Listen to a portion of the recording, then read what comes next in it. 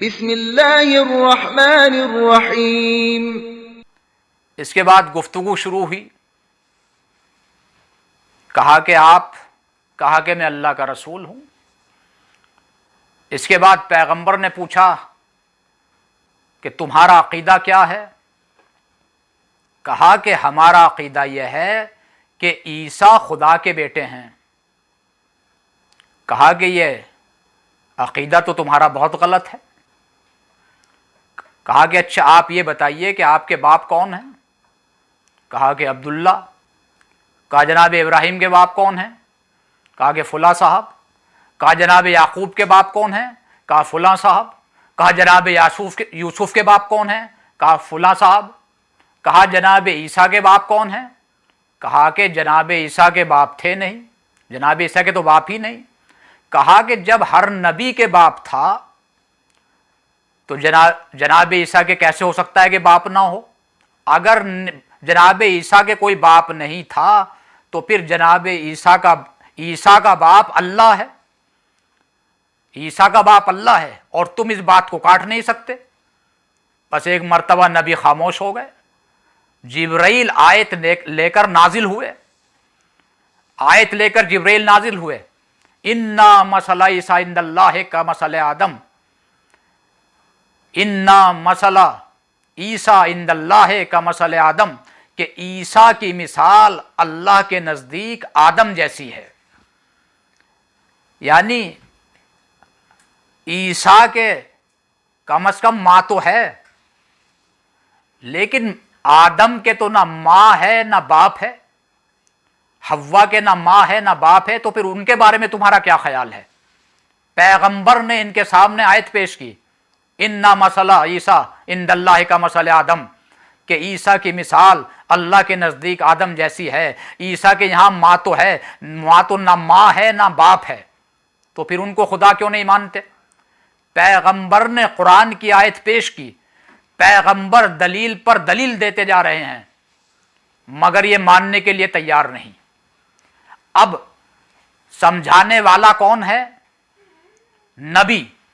کس چیز سے سمجھا رہا ہے؟ قرآن کے ذریعے۔ تو کیا یہ مانے؟ نہیں مانے۔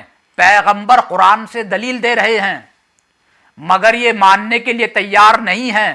تو میرے عزیزوں، جب پیغمبر کی زندگی میں بھی قرآن کافی نہ ہوا تو بعد پیغمبر قرآن کیسے کافی؟ جب یہ نہ مانے تو اب پیغمبر نے کہا کہ تم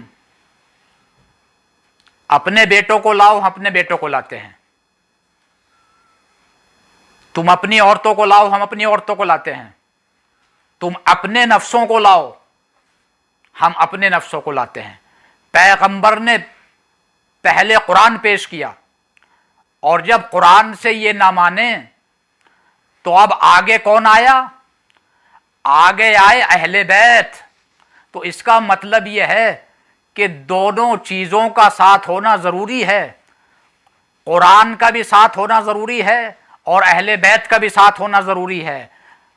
اس لیے کہ جب قرآن سے کام نہیں چلتا تو پھر اہل بیت سامنے آتے ہیں، اور اسی لیے پیغمبر نے فرمایا کہ میں تمہارے درمیان انی تارکن فیکم الثقلین کتاب اللہ و اطرتی، میں تمہارے درمیان دو وزنی چیزیں چھوڑے جا رہا ہوں، ایک کتاب خدا، ایک میرے اہل بیت، ایک کتاب خدا، ایک میرے اہل بیت۔ نبی نے کہا میں دو وزنی چیزیں تمہارے درمیان چھوڑے جا رہا ہوں۔